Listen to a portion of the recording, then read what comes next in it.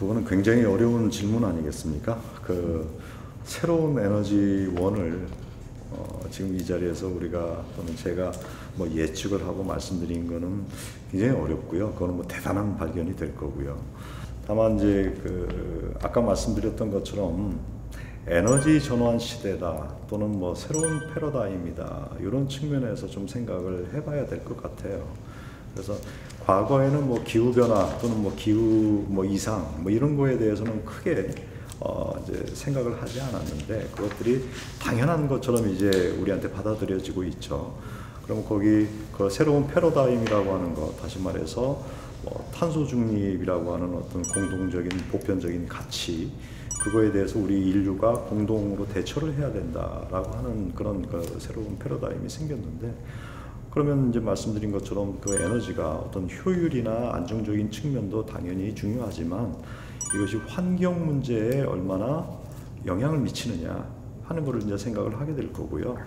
그러면 앞으로는 이제 그 친환경적인 측면에서 어떤 새로운 에너지가 이제 나올 거냐 하는 것으로 이제 계속 이제 기술 개발이 이제 될 거라고 봅니다. 그래서 이번에 우리 탄소중립위원회에서 그 시나리오에 나와 있는 것도 마찬가지로 이제 그 탄소 중립 또는 거기에 있는 이제 친환경 에너지 그것과 관련돼서 이제 소재나 부품이나 장비 이런 것과 관련해서 뭐 국가적으로 충분하게 투자를 하겠다, 지원을 하겠다 이런 대책을 이제 마련을 하게 되는 거고요. 이제 뭐 최근에 나왔던 이슈 중에 하나가 뭐 탈원전이라고 하는 그 개념 나오죠. 탈원전이라고 하는 것이 크게 지금 이슈가 되고 있고 아직도 그 논란이 계속되고 있긴 한데요. 물론 그 원자력이라고 하는 것이 친환경적이다라고는 아마 말할 수 있을 것 같습니다. 그 친환경적이라고 한다는 거는 이제 뭐 기존의 이제 석탄이나 석유에 비해서 이제 그렇다는 얘기죠. 비교적 그런 그 온실가스의 배출량이 비교적 적다 하는 측면에서 이제 친환경적이다라고 이제 얘기를 하는 거고요. 사실 뭐 우리나라도 마찬가지지만 왜 해외에서도 계속 그 원자력 발전은 계속 되고 있습니다. 아직까지는 어떤 대안이 없어서 그렇기도 하겠고요. 그런데 말씀드린 것처럼 그 패러다임이라고 하는 것 또는 우리가 같이 지켜가야 되는 어떤 그 가치라고 했을 때 그 탄소 중립 또는 어떤 그 기후변화 대응이라고 하는 그런 측면에서 봤을 때 과연 그 원자력이라고 하는 것이 거기에 적합한 어떤 에너지원이 되겠느냐 하는 거는 이제 계속 고민을 이제 하게 되는 거고요.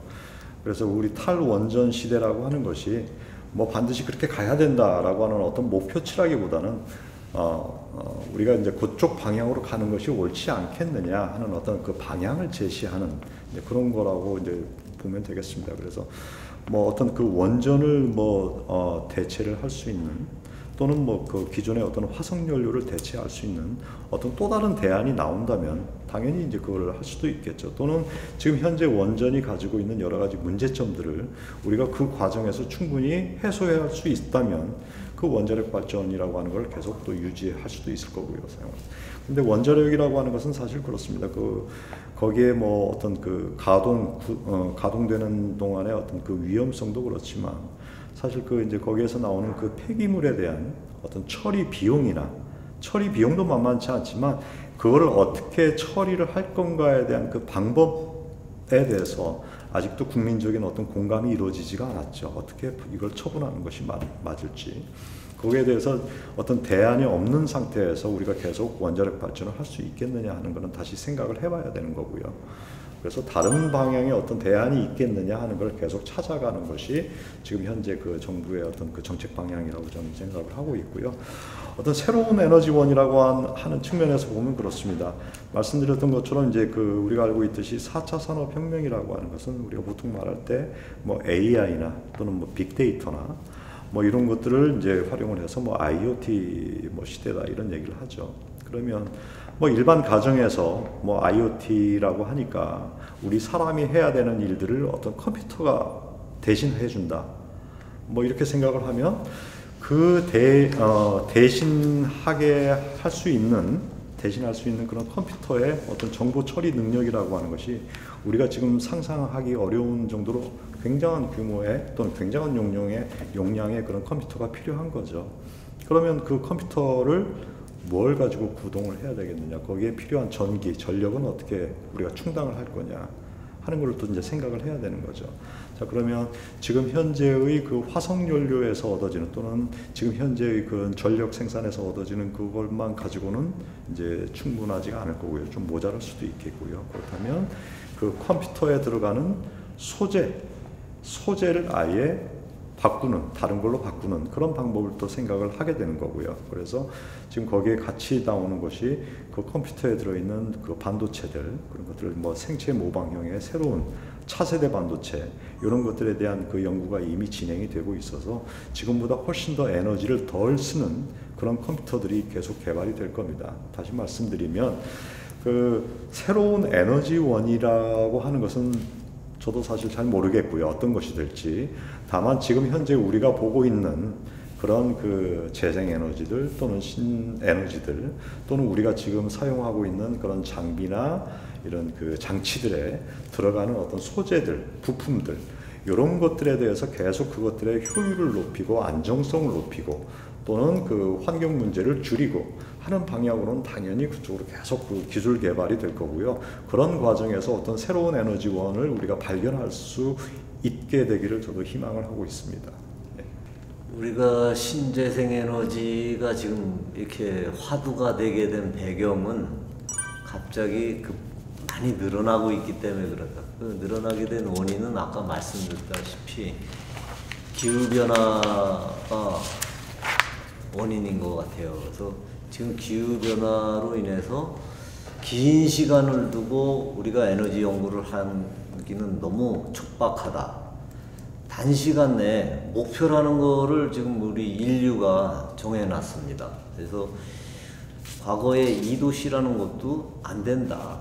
1.5도로 더 해야지 지금 침수 피해도 막을 수도 있고, 그 피해를 최소화하기 위해서는 1.5도씨, 그러니까 산업혁명 이전에 대비 1.5도씨 이상 상승이 되게 되면 지금 우리 인류나 지금 생활하고 있는데 엄청난 큰 재난 수준의 피해를 받을 것이다라는 그 예측 때문에 전 세계가 연도를 정했죠. 가급적 빨리 하자. 그래서 지금 2050년까지 뭐 하기로 이제 대부분들 약속을 했습니다. 그래서 그때까지는 단시간 내에 이 에너지 문제를 화석연료, 온실가스를 많이 배출하는 화석연료를 배제시키고 새로 해야 되기 때문에 급부상하게 된 겁니다. 그럼 지금 단시간 내에 할 수 있는 방법은 무엇이 있을까? 지금 여러 학자들이 지금 고민도 하고 있었지만 가장 강력하게 나오고 있는 게, 보편적으로 나오고 있는 게 태양광, 그다음에 풍력, 그리고 최근에 뜨고 있는 게 수소입니다. 근데 수소 경제 사회로 그 선택을 하는 나라가 100% 선택을 하는 건 아닙니다. 그런데 저희 나라 같은 경우는 수소 경제 실현을 통해서 에너지 목표, 온실가스 감축 목표 달성이 상당히 유리하다라고 이제 우리 국가에서는 판단했죠. 근데 그 원인에는 아까도 말씀드린 탈원전이라는 베이스가 이제 들어가 있습니다. 그래서 탈원전을 선택한 국가에서는 수소라든가 이런 쪽으로 강력하게 지금 드라이브를 하고 있고요. 그 다음에 원자력도 이제 조금 이제 저준위 폐기물 소량이 나올 수 있는 소형 원전을 분산적으로 하자라는 게 딱 뭐 미국이라든가 이런 데서 이제 의견이 나오고 있습니다.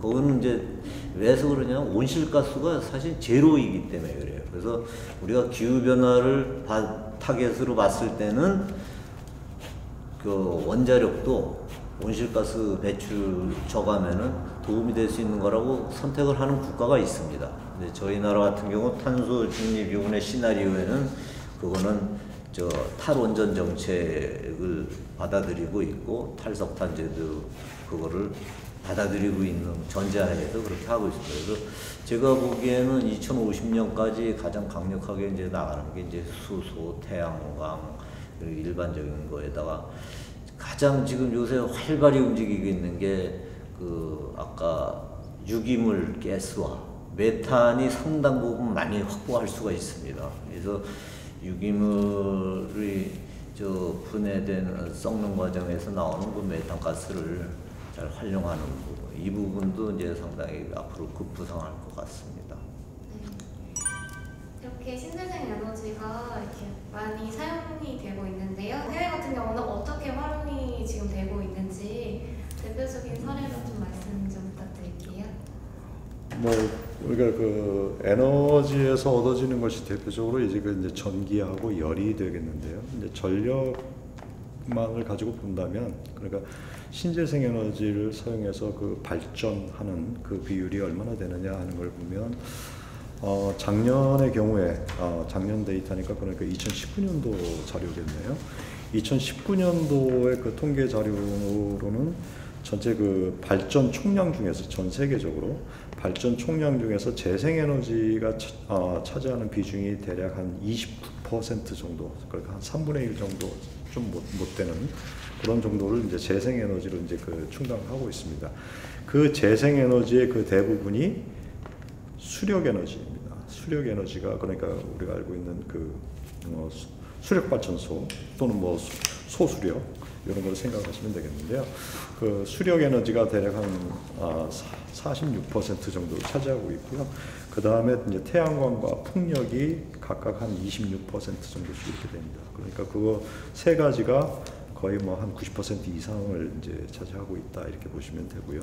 나머지 이제 그 우리가 알고 있는 그런 신재생 에너지들이 이제 그 나머지를 차지하고 있습니다. 그래서 대표적으로 뭐 수력을 제외하면 우리가 이제 한 태양광과 풍력이 대부분을 차지한다 이렇게 이제 생각을 하셔도 될 것 같고요.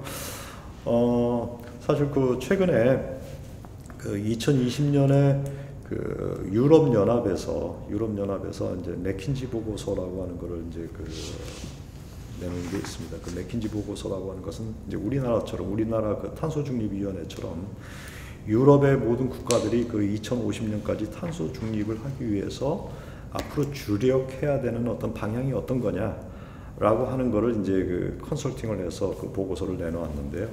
그 맥킨지 보고서에서 제일 중요하다고 처음에 잡은 것이 뭐냐면 모든 그런 그 수송 수단을 전기로 해야 된다 하는 것이 첫 번째입니다. 그래서 전기화해야 된다. 연료를 그대로 쓰지 말고 뭐 전기차나 이런 것들을 써야 된다 하는 것이 첫 번째고요. 그다음에 이제 그 두 번째가 이제 그 탄소 중립 에너지원을 사용해야 된다.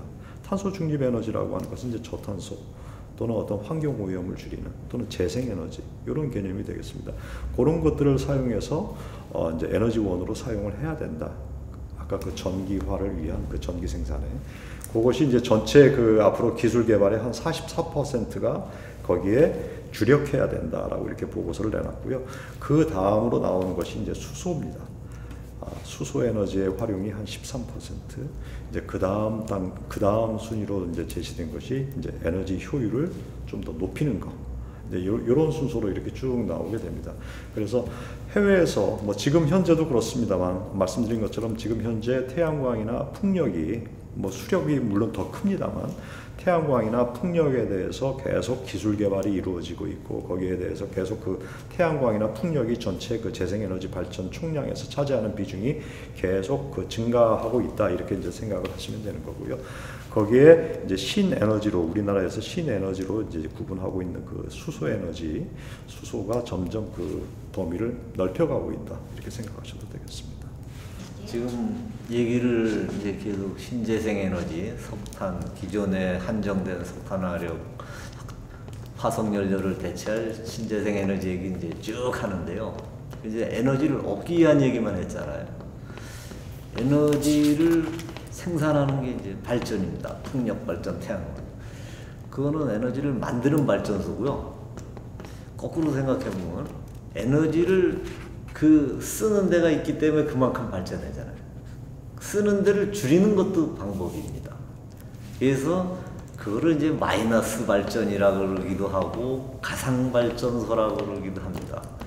그래서 지금 우리가 아까 그 인공지능을 이용한 AI가 발생해서 모든 이 세상의 수송, 건물, 뭐 학교, 가정 뭐 이런 부분에서 쓰는 양을 정확히 계측을 하고 있다가 어느 쪽에 피크가 걸릴까? 그러면은 그 피크를 조정하는 것도 사실 에너지 효율화 방법입니다. 근데 거기에 우리 일반 국민들도 참여를 할 수가 있습니다. 그래서 피크 때 전기를 잠깐만 안 쓰잖아요. 그러면은 그거를 마이너스 전기로 계산을 해줘요. 그래서 그거를 감액을 시켜주든가 포인트를 주든가 몰라야 되는 거 그런 사업도 지자체에서 많이 하고 있어요. 그거를 이제 가상발전소, 마이너스 발전소, 전력 포인트제 뭐 이렇게 용어는 여러 개로 쓰이고 있습니다. 그쪽으로도 사실 생각을 해야 됩니다. 우리가 신재생 에너지 발전도 중요하지만 그거를 마이너스로 발전하는 것도 고민을 지금 전 세계적으로 많이 하고 있고 우리나라에서 지금 많이 그런 프로그램이 생기고 있습니다.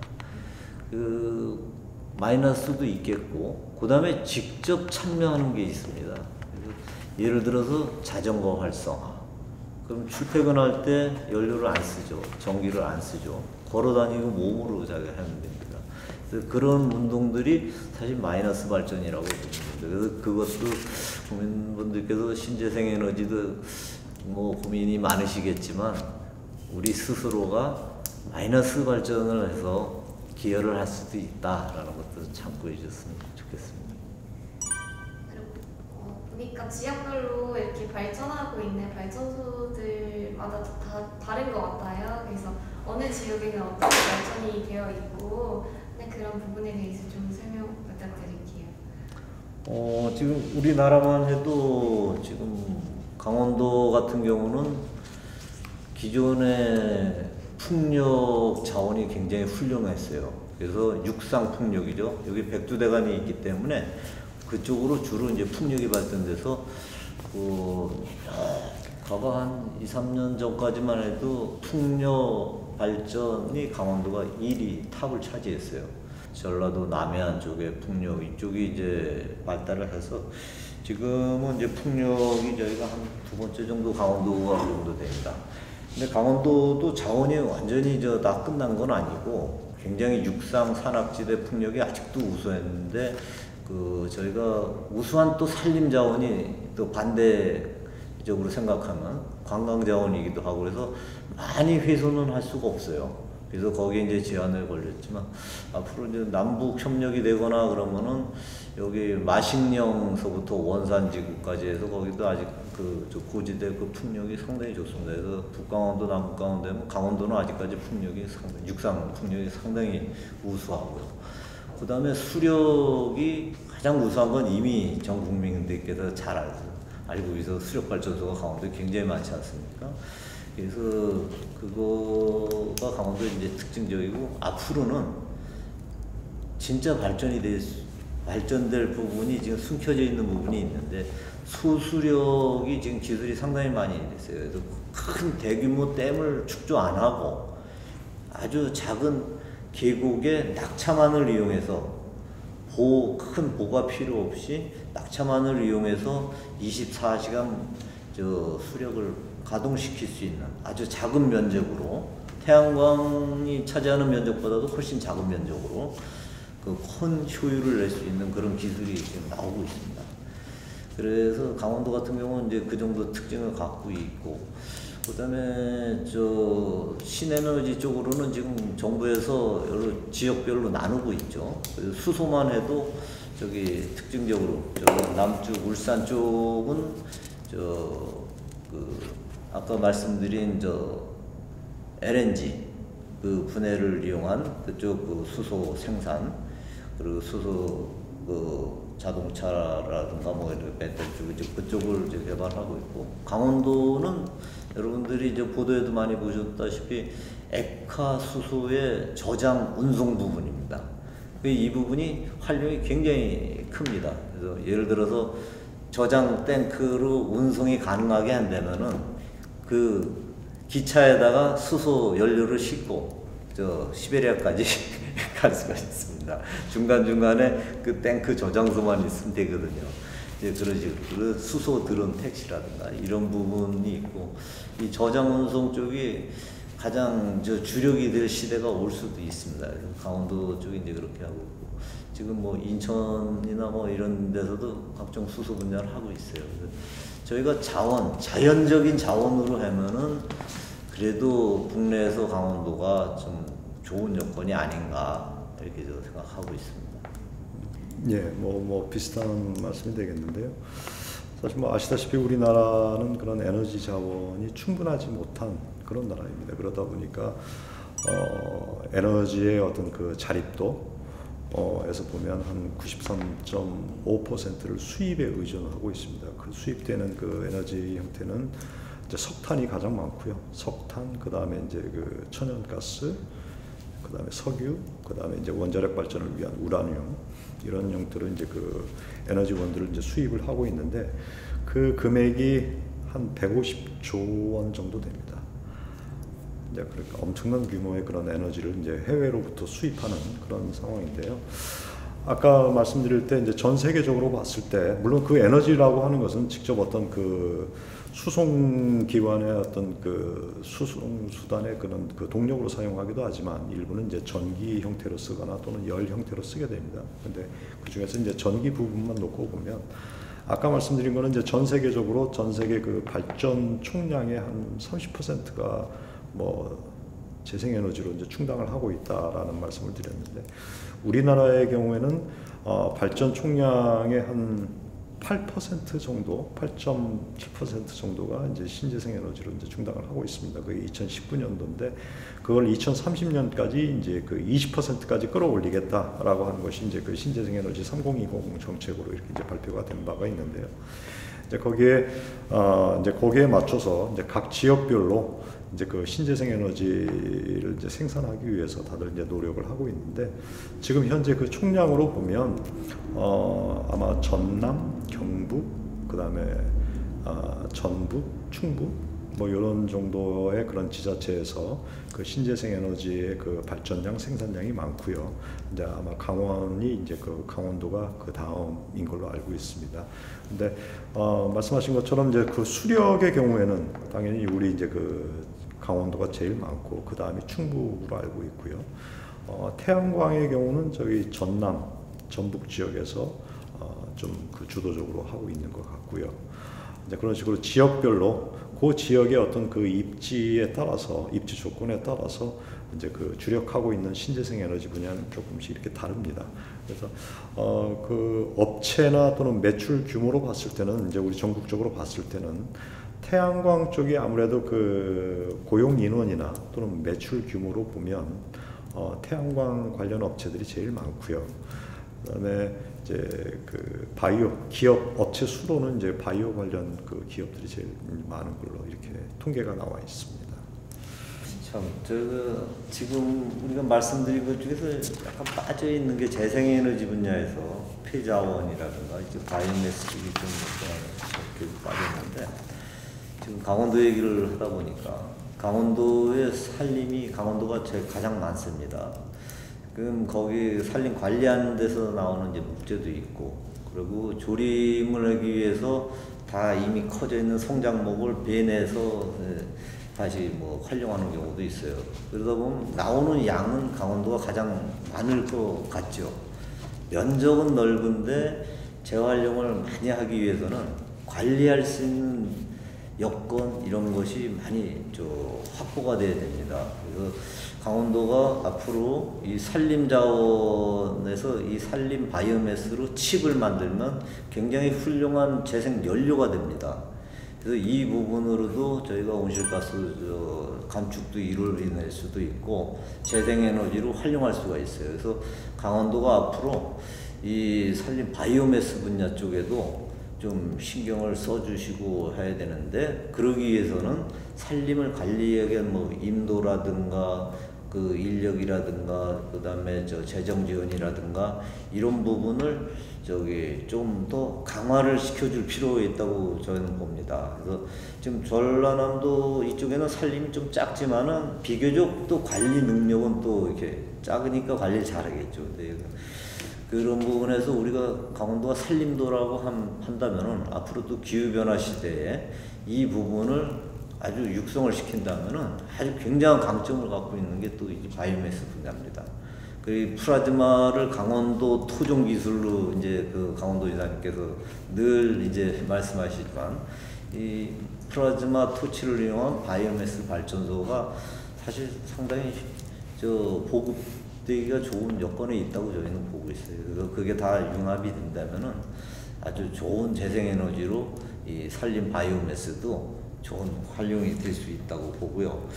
그리고 이제 참고로 말씀드리면 강원도가 우리나라가 보급률이 한 8점 몇 프로라고 이제 교수님 말씀하셨는데 강원도가 현재 한 12.8%로 좀 높은, 그래서 전국에서 세 번째로 신재생에너지 보급률이 좀 높은 상태입니다. 한 가지 더 말씀드려도 될까요? 아까 우리나라가 이제 에너지 자립도가 조금 낮은 수준이다 그 말씀을 드렸는데요. 국제 기구에서 이렇게 이제 매년 전 세계 한 125개 국가를 대상으로 해서 그 국가마다 에너지 현황이 어떤가 하는 것을 이렇게 이제 점수로 이렇게 나타낸 것이 있습니다. 그걸 이제 에너지 퍼포먼스라고 하는 용어로 이제 사용하는데요. 거기에 이제 첫 번째가 에너지 안보, 에너지 세큐리티라고 해서 말씀드린 것처럼 에너지 자립도가 얼마나 되느냐 또는 그 수급 현황이 얼마나 되느냐 하는 그런 그 에너지 안보 부분이 있고요. 그 다음에 두 번째가 에너지 그 이퀴티라고 하는 것이 있습니다. 얼마나 그 국민에게 그런 에너지가 균등하게 공평하게 이렇게 배분이 되고 있느냐 하는 에너지 이퀴티가 있고요. 그 다음에 이제 마지막이 이제 그 environmental sustainability라고 해서 에너지와 관련된 환경 문제에 대해서 얼마나 잘 대처하고 있느냐 하는 그 environmental sustainability라고 하는 것이 있는데요. 그 세 가지 지표에서 이렇게 보면 처음에 에너지 안보 부분에서는 우리나라는 대략 그 125개 국가 중에서 대략 한 45위 그 정도 됩니다. 그래서 아주 낮은 수준도 아니고 그렇다고 해서 아주 높은 수준도 아니고요. 두 번째 그 에너지 이퀴티 부분에서는 전력망이나 이런 것들이 굉장히 잘 돼 있는 국가여가지고 125개 국가 중에서 11위 정도가 됩니다. 우리나라 수준이. 근데 마지막으로 그 environmental sustainability 부분에서는 70위 정도가 됩니다. 그러니까 아직도 우리가 그 기후변화 대응이든 또는 탄소 중립이든 이런 분야에서 우리가 좀 더 같이 잘 대처해 나가야 되는 그런 상황이다 이렇게 말씀드릴 수 있겠습니다. 네, 마지막으로 이런 신재생 에너지에 관련된 취준생들한테 한마디 하자면 부탁드릴게요. 글쎄요, 뭐 목표를 정해서 열심히 하십시오라고밖에 이제 드릴 말씀이 없겠는데요. 아까 말씀드렸던 것처럼 뭐 지금 세계는 새로운 어떤 에너지 전환 시대, 그다음에 그런 에너지 전환이라고 하는 것은 필연적으로 산업 구조의 변환이 이제 같이 병행이 되게 됩니다. 어떤 새로운 산업들이 자꾸 만들어지게 되는 거고요. 거기에 중심에 들어 있는 것이 결국은 이제 어떤 기후 변화 대응이랄지 또는 탄소 중립이랄지 이런 부분입니다. 그래서 아까 그 새로운 에너지원이라고 하는 부분 말씀드릴 때도 제가 이제 그 언급을 했습니다만 결국 어떤 새로운 에너지원의 개발도 중요하지만 지금 현재 우리가 가지고 있는 어떤 그 에너지원들의 어떤 효율이나 또는 안정성이나 또는 그 친환경적인 어떤 그 환경 문제나 이런 쪽의 어떤 그 소재나 부품이나 장비들을 어떻게 계속 개선해 나가야 될지 이제 그런 쪽으로 이제 고민을 할 수밖에 없는 거고요.